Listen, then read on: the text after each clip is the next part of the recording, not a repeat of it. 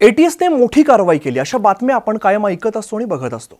पण एटीएस म्हणजे काय आणि ते नेमकं काम कसं करतं हे सविस्तर आपण या व्हिडिओमध्ये समजून घेऊया। नमस्कार, मी अमित गद्रे, न्यूज 18 लोकमतच्या विशेष व्हिडिओमध्ये सगळ्यांचं स्वागत आहे। एटीएस म्हणजे अँटी टेररिझम स्क्वॉड म्हणजेच दहशतवाद विरोधी पथक। हे एक विशेष पोलीस दल आहे जे दहशतवादी हल्ले आणि संबंधित कारवाई रोखण्यासाठी काम करत असतं। भारताच्या अनेक राज्यांमध्ये एटीएस कार्यरत आहे आणि केंद्रीय गुप्तचर संस्था जसं की आयबी, इंटेलिजन्स ब्युरो आणि raw research and analysis wing यांच्या समन्वयाने ते काम करत असतं। तर एटीएस नेमकं कसं काम करतं हे सुद्धा आपण समजून घेऊया। सगळ्यात पहिला महत्त्वाचा मुद्दा आहे तो म्हणजे गुप्त माहिती गोळा करणं। गुप्त माहिती गोळा करणं हे एटीएसचं सगळ्यात महत्त्वाचं काम आहे। म्हणजेच दहशतवादी गट असतील किंवा संशयास्पद हालचाली असतील आणि कट कारस्थानी तसंच संभाव्य हल्ल्यांविषयी गुप्त माहिती गोळा करणं। यामध्ये ह्यूमन इंटेलिजन्स आहे, टेक्निकल इंटेलिजन्स आहे आणि सायबर सर्व्हेलन्स यांचा सुद्धा समावेश असतो। यामध्ये देशातील आणि परदेशातील दहशतवादी संघटनांच्या नेटवर्कवरती पूर्णपणे लक्ष ठेवलं जातं। दुसरा मुद्दा आहे माहितीचं विश्लेषण आणि समन्वय। तर गोळा केलेल्या माहितीचं सखोल विश्लेषण केलं जातं आणि या माहितीच्या आधाराने जे काही पुढचे संभाव्य धोके आहेत किंवा ज्या कारवाया होऊ शकतात त्यांना ॲक्शन प्लॅन त्याचा तयार केला जातो। एटीएस इतर राज्यांमधील दहशतवाद विरोधी विभागांशी आणि केंद्रीय एजन्सी म्हणजेच आयबी असेल, रॉ असेल किंवा एनआयए यांच्याशी माहितीची देवाणघेवाण करतं आणि समन्वय साधतं। त्यामुळे दहशतवादाविरुद्ध एकत्रितपणे लढणं शक्य होतं।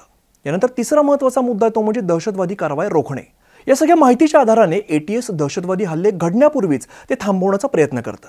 यामध्ये संशयित व्यक्तींना पकडणं, दहशतवादी सेल उघडकीस आणणं आणि त्यांच्या योजना हाणून पाडणं या सगळ्याचा समावेश असतो।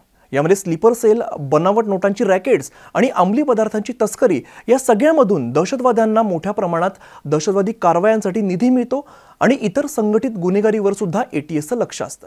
यानंतर चौथा महत्त्वाचा मुद्दा आहे तो म्हणजे स्पेशल ऑपरेशन्स। गंभीर परिस्थितीत किंवा दहशतवादी हल्ल्यादरम्यान एटीएस विशेष ऑपरेशन्स करतं। यामध्ये दहशतवाद्यांचा खात्मा करणं, बंधकांना सोडवणं आणि परिस्थिती नियंत्रणात आणणं असं याचा समावेश असतो। यासाठी विशेष प्रशिक्षण घेतलेले एटीएसचे जवान असतात, तसंच त्यांच्याकडे अगदी अत्याधुनिक शस्त्र आणि उपकरणं सुद्धा असतात। महाराष्ट्रात मुंबईवरील 26/11च्या हल्ल्यानंतर फोर्स 1 सारखं विशेष दल एटीएसच्या सहाय्याने कार्यरत आहे। पाचवा मुद्दा बघूया तो म्हणजे क्रिमिनल सिंडिकेटवरती लक्ष। दहशतवादी संघटनांना अनेकदा संघटित गुन्हेगारी, माफिया आणि इतर गुन्हेगारांकडून मदत मिळत असते। एटीएस अशा सिंडिकेट्सच्या हालचालींवर सुद्धा नजर ठेवतं आणि त्यांना निष्क्रिय करण्याचा प्रयत्न करत असतं।